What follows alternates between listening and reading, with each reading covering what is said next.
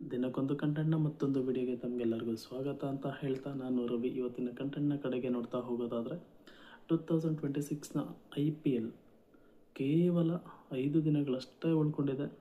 ಇದೇ 28ನೇ ತಾರೀಕು ಅಂದರೆ ಇದೇ ಶನಿವಾರ IPLನ ಮೊದಲ ಪಂದ್ಯ ನಮ್ಮ ಬೆಂಗಳೂರಿನ ಚಿನ್ನಸ್ವಾಮಿ ಕ್ರೀಡಾಂಗಣದಲ್ಲಿ RCB versus SRH face to face ಆಗುವ ಮುಖಾಂತರ IPLಗೆ ಚಾಲನೆ ನೀಡ್ತಾ ಇದೆ.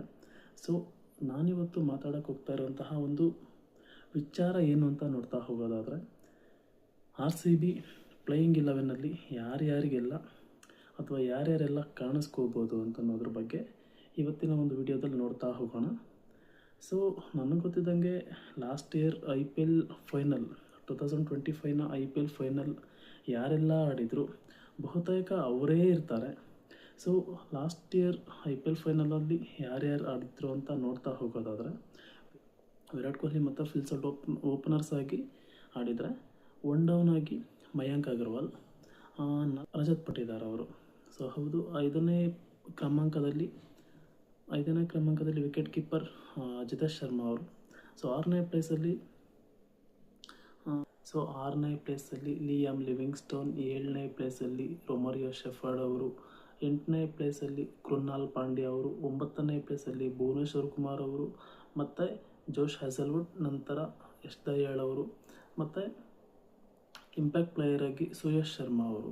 ಸೊ ಇದ್ರ ಮಧ್ಯೆ ಕೆಲವೊಂದು ಪಾಯಿಂಟ್ಸ್ನ ಏನು ನೆನಪು ಮಾಡ್ಕೋಬೇಕು ಅಂತಂದರೆ, ಟೂರ್ನಿ ಒಂದು ಅರ್ಧ ಆಗೋವರೆಗೂ ದೇವದತ್ ಪಡಿಕ್ಕಲ್ ಅವರು ಚೆನ್ನಾಗಿ ಆಡ್ತಾ ಇರ್ತಾರೆ. ಸೊ ಸಡನ್ಲಿ ಇಂಜುರಿ ಆಗಿ ಟೂರ್ನಿಯಿಂದ ಹೊರಬೀಳ್ತಾರೆ. ಸೊ ಅವರಿಗೆ ರೀಪ್ಲೇಸ್ ಆಗಿ ಮಯಾಂಕ್ ಅಗರ್ವಾಲ್ ಅವ್ರನ್ನ ರೀಪ್ಲೇಸ್ ಆಗಿ ತಗೋತಾರೆ. ಸೊ ಅವ್ರ ಬದಲಾಗಿ ಅವರಿಗೆ ಪ್ಲೇಯಿಂಗ್ 11 ಚಾನ್ಸ್ನ ಕೊಡ್ತಾರೆ. ಸೊ ಅದಾದಮೇಲೆ ಟಿಮ್ ಡೇವಿಡ್ ಅವರು ಕೂಡ ಇಂಜುರಿಗೆ ಒಳಗಾಗ್ತಾರೆ. ಅವರ ವಿರುದ್ಧದ ಒಂದು ಪಂದ್ಯದಲ್ಲಿ ಫೀಲ್ಡಿಂಗ್ ಮಾಡ್ತಾ ಇರಬೇಕಾದ್ರೆ ಸ್ನಾಯು ಸೆಳೆತಕ್ಕೆ ಒಳಗಾದಂತಹ ಟಿಮ್ ಡೇವಿಡ್ ಅವರು ಫೈನಲ್ ಅಥವಾ ಕ್ವಾಲಿಫೈಯರ್ ಕೆಲವೊಂದು ಪಂದ್ಯಗಳಿಗೆ ಅವರಿಗೆ ಚಾನ್ಸ್ ಸಿಗಲ್ಲ. ಸೊ ಇದರಿಂದ ಲಿಯಾಮ್ ಲಿವಿಂಗ್ಸ್ಟನ್ ಅವರನ್ನು ಒಳಗಡೆ ಆಡಿಸ್ತಾರೆ.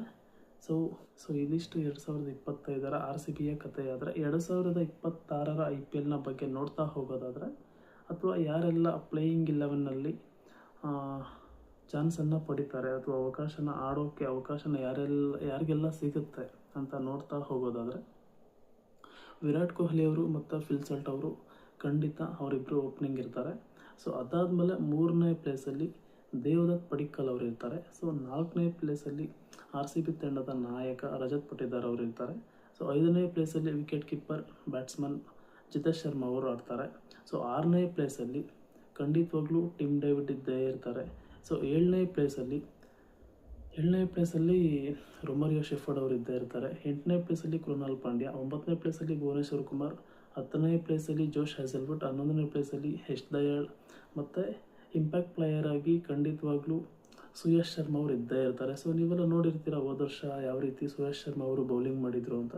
ಸೊ ಖಂಡಿತವಾಗ್ಲೂ ಈ ಒಂದಿಷ್ಟು ಪ್ಲೇಯರ್ಸ್ ಅಂತೂ RCB ತಂಡದ ಪ್ಲೇಯಿಂಗ್ 11 2026ನ IPLನಲ್ಲಿ ಇವರೆಲ್ಲ ಇದ್ದೇ ಇರ್ತಾರೆ. ಸೊ ಯಾರೆಲ್ಲ ಈ ಒಂದು IPLನಲ್ಲಿ ಯಾರೆಲ್ಲ ಫಾರ್ಮಲ್ಲಿದ್ದಾರೆ ಅಥವಾ ಯಾರೆಲ್ಲ ಫಾರ್ಮಲ್ಲಿಲ್ಲ, ದೇವದತ್ ಪಡಿಕ್ಕಲ್ ಅವ್ರ ಬದಲು ವೆಂಕಟೇಶ್ ಅಯ್ಯರ್ ಅವರೇನಾದರೂ ಚಾನ್ಸ್ ಪಡಿತಾರಾ, ಅಥವಾ ಜೋಶ್ ಹ್ಯಾಸಲ್ವುಡ್ ಇಂಜರಿ ಆಗಿದ್ದಾರೆ, ಅವರು ಬದಲು ಏನಾದರೂ ಜೇಕಬ್ ಡಫಿ ಅವ್ರು ಬರ್ತಾರಾ, ಅಥವಾ ಫಿಲ್ ಸಾಲ್ಟ್ ಅವರು 2026ನ T20 ವರ್ಲ್ಡ್ ಕಪ್ಪಲ್ಲಿ ಅವರು ಕೂಡ ಅಷ್ಟೊಂದು ಒಳ್ಳೆ ಫಾರ್ಮಲ್ಲಿ ಇರಲಿಲ್ಲ, ಅವ್ರ ಬದಲು ಜೇಕಬ್ ಬೆಥೆಲ್ ಅವ್ರನ್ನ ಆಡಿಸ್ತಾರಾ, ಅಥವಾ ಸೊ ಮತ್ತೊಬ್ಬ ಇಂಗ್ಲೆಂಡ್ನ ಪ್ಲೇಯರ್ ಆದಂತಹ ಜೋರ್ಡನ್ ಕಾಕ್ಸ್, ಇವರು ಕೂಡ ಒಂದೊಳ್ಳೆ ವಿಭಿನ್ನ ಶೈಲಿಯ ಬ್ಯಾಟಿಂಗನ್ನು ಆಡ್ತಾರೆ. ಅವರು ಕೂಡ ವಿಕೆಟ್ ಕೀಪರ್ ಕಮ್ ಬ್ಯಾಟ್ಸ್ಮನ್ ಆಗಿರ್ತಾರೆ. ಸೊ ಅವರನ್ನು ಆಡಿಸ್ತಾರ. ಅಕಸ್ಮಾತ್ ಏನಾದರೂ ಫಿಲ್ ಸಾಲ್ಟ್ ಅವರೇನಾದರೂ ಆಲ್ರೆಡಿ ಈಗ 2026ನ T20 ವರ್ಲ್ಡ್ ಕಪ್ಪಲ್ಲಿ ಅವರು ಅಷ್ಟೊಂದೇನು ಒಳ್ಳೆ ಫಾರ್ಮ್ ಇರಲಿಲ್ಲ ಅವ್ರದ್ದು. ಸೊ ಅದಾದಮೇಲೆ ಅವರನ್ನು ಕೂಡ ಏನಾದರೂ ಬೆಂಚಲ್ಲಿ ಕೂರಿಸಿ, ಸೊ ನನಗೆ ಗೊತ್ತಿದ್ದಂಗೆ ಫಿಲ್ ಸಾಲ್ಟ್ ಅವರೇ ಇರ್ತಾರೆ. ಅಕಸ್ಮಾತ್ ಏನಾದರೂ ಒಂದಷ್ಟು ಮ್ಯಾಚ್ಗಳಲ್ಲಿ ಒಂದೊಳ್ಳೆ ರೀತಿಯ ಪರ್ಫಾರ್ಮೆನ್ಸ್ ಬಂದಿಲ್ಲ ಅಂತಂದರೆ, ಸೊ ಖಂಡಿತವಾಗ್ಲೂ ಜೇಕಬ್ ಬೆಥೆಲ್ ಅವ್ರನ್ನ ಕೂಡ ಆಡಿಸ್ಬೋದು. ಏನಕ್ಕೆ ಅಂತ ಕೇಳೋದಾದರೆ, 2026ರ T20 ವಿಶ್ವಕಪ್ನ ಸೆಮಿಫೈನಲ್ ಪಂದ್ಯದಲ್ಲಿ ನಿಮಗೆಲ್ಲ ನೆನಪಿದ್ರೆ ಯಾವ ರೀತಿ ಒಂದು ಶತಕವನ್ನು ಭಾರತ ತಂಡದ ವಿರುದ್ಧ ಮುಂಬೈ ವಾಂಖೇಡೆ ಪಿಚ್ಚಲ್ಲಿ ಒಂದು ಇನ್ನಿಂಗ್ಸ್ ಆಡಿದರು ಅಂತ ನಿಮಗೆಲ್ಲ ಗೊತ್ತಿರುತ್ತೆ. ಸೊ ನನಗೆ ಗೊತ್ತಿದ್ದಂಗೆ ಇನ್ ಕೇಸ್ ಜೋರ್ಡನ್ ಕಾಕ್ಸ್ ಅವ್ರನ್ನ ಆಡಿಸಿಲ್ಲ ಅಂತಂದರೆ, ಅಕಸ್ಮಾತ್ ಅವರೇನ ಪರ್ಫಾರ್ಮೆನ್ಸ್ ಏನಾದರೂ ಬಂದಿಲ್ಲ ಅಂತಂದರೆ ಖಂಡಿತವಾಗ್ಲೂ ಜೇಕಬ್ ಬೆಥೆಲ್ ಅವ್ರನ್ನ ಆಡಿಸ್ತಾರೆ.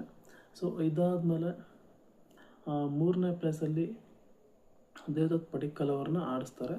ಸೊ ಕೆಲವೊಂದು ವದಂತಿಗಳು ಓಡ್ತಾ ಇತ್ತು, ಏನಂತ ನೋಡ್ತಾ ಹೋಗೋದಾದರೆ ವೆಂಕಟೇಶ್ ಅಯ್ಯರ್ ಅವರನ್ನು ದೇವದತ್ ಪಡಿಕ್ಕಲ್ ಅವರ ಬದಲಿಗೆ ಆಡಿಸಲಾಗುತ್ತೆ. ಸೊ ಅದಕ್ಕೋಸ್ಕರನೇ ಅವ್ರನ್ನ 7 ಕೋಟಿ ಕೊಟ್ಟು ಮಿನಿ ಆಕ್ಷನಲ್ಲಿ ಅವರನ್ನು ತಗೊಂಡಿದ್ದಾರೆ ಅಂತ. ಸೊ ನನಗೆ ಗೊತ್ತಿದ್ದಂಗೆ ದೇವದತ್ ಪಡಿಕ್ಕಲ್ ಅವರನ್ನೇ 3ನೇ ಪ್ಲೇಸಲ್ಲಿ ಆಡಿಸ್ತಾ ಹೋಗ್ತಾರೆ. ಏನಕ್ಕೆ ಅಂದರೆ ಅವ್ರದ್ದು ರೀಸೆಂಟ್ಲಿ ಡೊಮೆಸ್ಟಿಕ್ ಕ್ರಿಕೆಟ್ ಅಥವಾ ರಣಜಿನ ಯಾರೆಲ್ಲ ಫಾಲೋ ಅಪ್ ಮಾಡಿರ್ತಾರೋ, ಸೊ ಅವರ ಒಂದು ಪರ್ಫಾರ್ಮೆನ್ಸ್ ಖಂಡಿತವಾಗ್ಲೂ ಒಂದು ಒಳ್ಳೆ ಪರ್ಫಾರ್ಮೆನ್ಸ್ ಇದೆ ಮತ್ತು ಒಂದು ಒಳ್ಳೆ ಫಾರ್ಮಲ್ ಕೂಡ ಇದ್ದಾರೆ ಅವರು. ಸೊ ಅದಕ್ಕೋಸ್ಕರ ವೆಂಕಟೇಶ್ ಅಯ್ಯರ್ ಅವ್ರನ್ನ ಆಡಿಸಲ್ಲ, ದೇವದತ್ ಪಡಿಕ್ಕಲ್ ಅವರನ್ನೇ ಆಡಿಸ್ತಾರೆ. ಸೊ ಅದಾದಮೇಲೆ ನಮ್ಮ RCB ತಂಡದ ನಾಯಕ ರಜತ್ ಪಟ್ಟಿದಾರ್ ಅವರ ಒಂದು ರೀಸೆಂಟ್ ಫಾರ್ಮ್ ಕೂಡ ಅಷ್ಟೊಂದು ಒಳ್ಳೆಯದಾಗಿಲ್ಲ. ಸೊ ನಿಮಗೆಲ್ಲ ನೆನಪಿದ್ರೆ ಕಳೆದ ವರ್ಷದ IPL ಆರಂಭದಲ್ಲಿ ಅವರ ಫಾರ್ಮ್ ಒಂದು ಚೆನ್ನಾಗಿ ಆಡ್ತಾಯಿದ್ರು. ಸೊ ಬರ್ತಾ ಅವ್ರ ಫಾರ್ಮ್ ಕೈ ಕೊಟ್ಟಿತ್ತು. ಸೊ ಈ ಒಂದು 2026ನ IPLನಲ್ಲಿ ಅದನ್ನೆಲ್ಲ ಅವರು ಸುಳ್ಳು ಮಾಡಲಿ ಮತ್ತು ಒಂದು ಒಳ್ಳೆ ಇನ್ನಿಂಗ್ಸ್ಗಳನ್ನು ಆಡಲಿ ಅಂತ ಕೇಳ್ಕೊಳ್ತಾ, ಸೊ ಅದಾದಮೇಲೆ ಈಗ ಫಿಲ್ ಸಾಲ್ಟ್ ಅವರೇ ಆಡ್ತಾರೆ, ವಿರಾಟ್ ಕೊಹ್ಲಿ ಅವರೇ ಆಡ್ತಾರೆ, 3ನೇ ಪ್ಲೇಸಲ್ಲಿ ಪಡಿಕ್ಕಲ್ ಅವರೇ ಆಡ್ತಾರೆ, 4ನೇ ಪ್ಲೇಸಲ್ಲಿ ನಾಯಕ ಪಟಿದಾರ್ ಅವರೇ ಆಡ್ತಾರೆ, 5ನೇ ಪ್ಲೇಸಲ್ಲಿ ಜಿತೇಶ್ ಶರ್ಮಾ ಅವರು ಆಡ್ತಾರೆ, 6ನೇ ಪ್ಲೇಸಲ್ಲಿ ಟಿಮ್ ಡೇವಿಡ್, 7ನೇ ಪ್ಲೇಸಲ್ಲಿ ರೊಮಾರಿಯೋ ಶೆಫರ್ಡ್. ಅವ್ರಿಗೂ ಕೂಡ ಕೆಲವೊಂದು ಇಂಜುರಿ ಫಿಟ್ಟಾಗಿ ತಂಡನ ಕೂಡ್ಕೊಂಡಿದ್ದಾರೆ.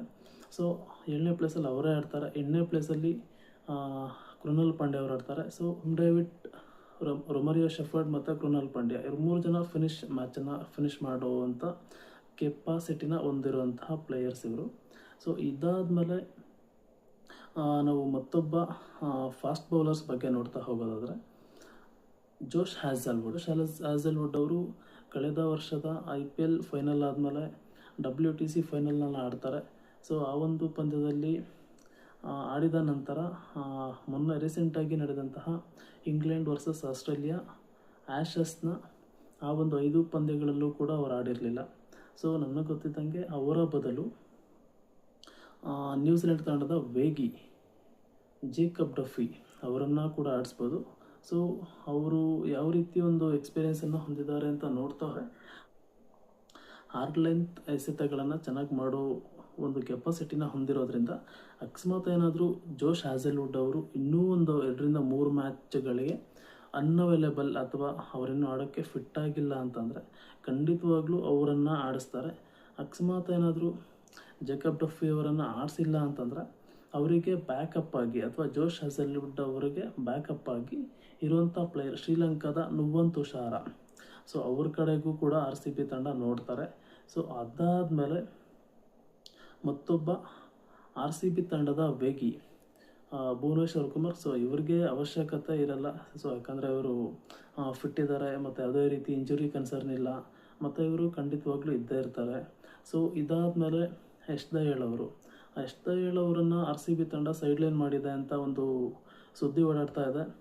ಸೊ ಅದೇ ನಿಜವಾಗಿದ್ದಲ್ಲಿ ಯಶ್ ದಯಾಳ್ ಅವರಿಗೆ ಬ್ಯಾಕಪ್ ಪ್ಲೇಯರ್ಸ್ ಆಗಿ 5.2 ಕೋಟಿ ಕೊಟ್ಟು ರೀಸೆಂಟ್ ಮಿನಿ ಆಕ್ಷನಲ್ಲಿ ಮಂಗೇಶ್ ಯಾದವ್ ಅವ್ರನ್ನ ತಗೋತಾರೆ ಅವರಿಗೆ ಬ್ಯಾಕಪ್ ಪ್ಲೇಯರ್ ಆಗಿ.